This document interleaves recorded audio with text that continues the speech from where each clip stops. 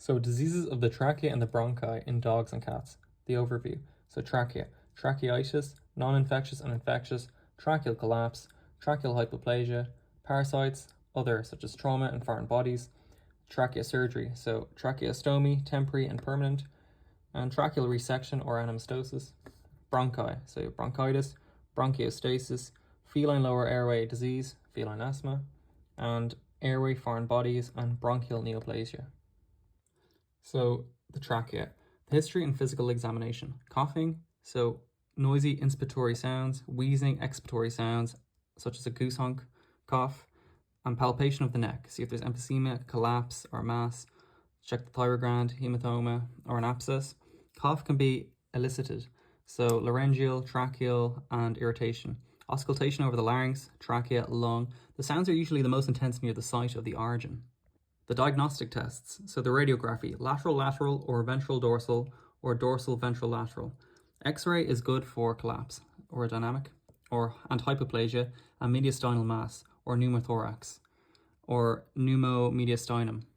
The tracheobronchoscopy for mucosa, culture, cytology, biopsy, foreign body removal. Blood tests are rarely useful, and coproscopy for lungworm detection. Diseases of the trachea. The first one is tracheitis. It's divided into non-infectious tracheitis and infectious tracheitis.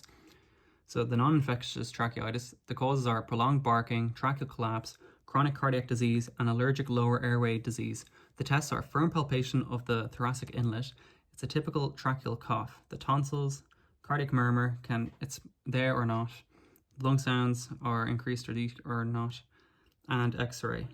And the treatment is antitussives to stop prolonged barking, codeine or butorphanol, and bronchodilators such as theophylline or aminophylline, and prednisone and nebulization.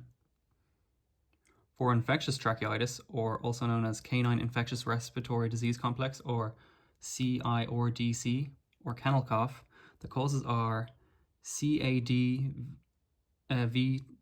or CIPV or CAHV1 or Bordetella bronchoseptica or reovirus. Or canine distemper. The history is highly contagious. It's found in dog shelters or boardings or dog hospitals. The clinical signs are dry, hacking, paroxysmal cough in generally healthy dogs. The treatment is antitussives, antibiotics, do a BAL for cytology, and systemic diseases. And what you need to give is doxycycline or bronchodilators. The second disease is the tracheal collapse. It's found in middle-aged toy dogs and miniature breeds such as Chihuahua, Yorkshire Terrier, Shih Tzu, and Pomeranian. The acquired is more common than the congenital. The dorsoventral is more common than the lateral, and the cervical is more common than the intrathoracic. It's caused by a deficiency in organic matrix, a failure of chondrogenesis, and tracheal and bronchomalacia, and stretching of the dorsal membrane causing tracheal collapse. It's graded from stage 1 to stage 4. Associated problems are chronic coughing, chronic airway or pulmonary parenchymal disease, and chronic cardiac disease, obesity, and mediastinal fat. During inhalation, the thorax dilates and pulls the thoracic region, but nothing is helping the cervical portion, so it collapses. During expiration, the thoracic part is collapsed and airway flows into the cervical part, which is normal. You can hear a stridor sound. It induces a goose honk cough.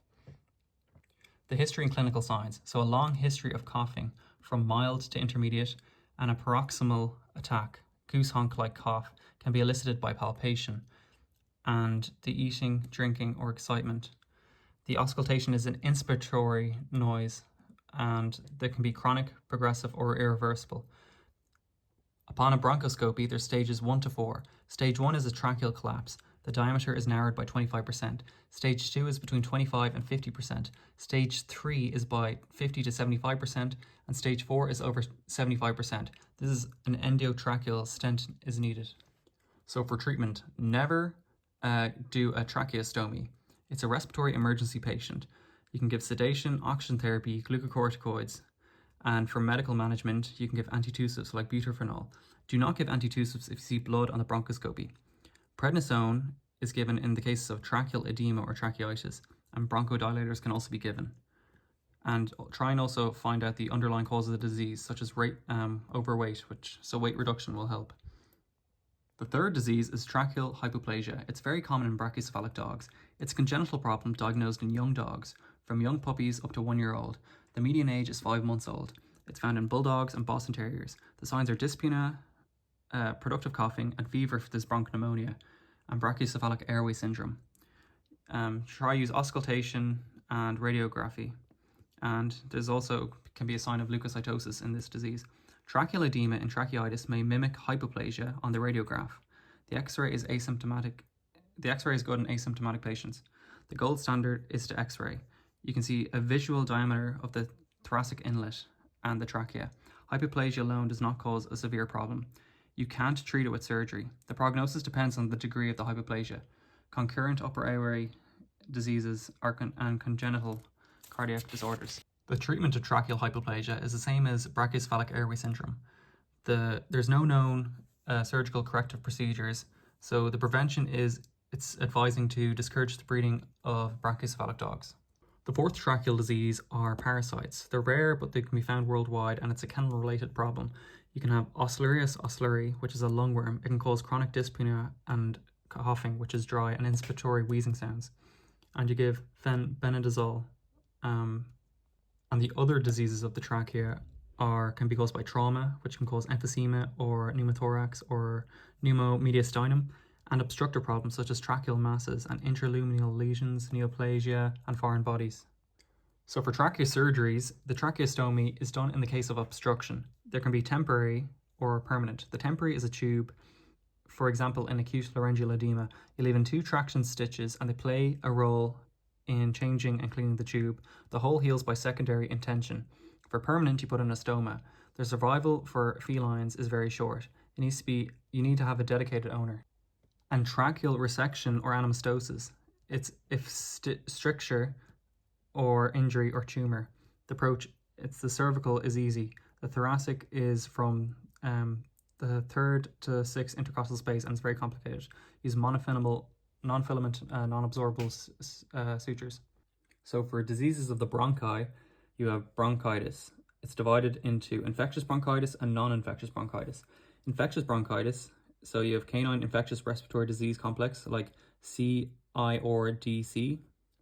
and it can be caused by CDV and CAHV1 and CR-CoV and kennel cough and Bordetella bronchoseptica. And then for non-infectious, caused by aspiration, chronic canine bronchitis, or canine chronic bronchitis and feline asthma.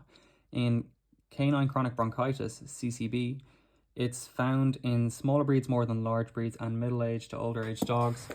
So it's when there's a daily cough for more than 2 months, there's exercise intolerance, and the animal has a good condition or overweight and has inspiratory crackles or expiratory wheezes and has an increased vagal tone. There's a sinus arrhythmia can be heard.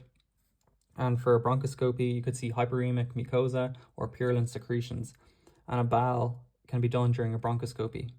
The differential diagnosis of canine chronic bronchitis can be an infection such as kennel cough or aspiration or congestive heart failure or pulmonary fibrosis.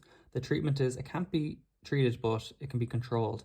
You want to prevent it from worsening, so you can give short-acting glucocorticoids like prednisolone or bronchodilators like theophylline or antitussive such as butorphanol.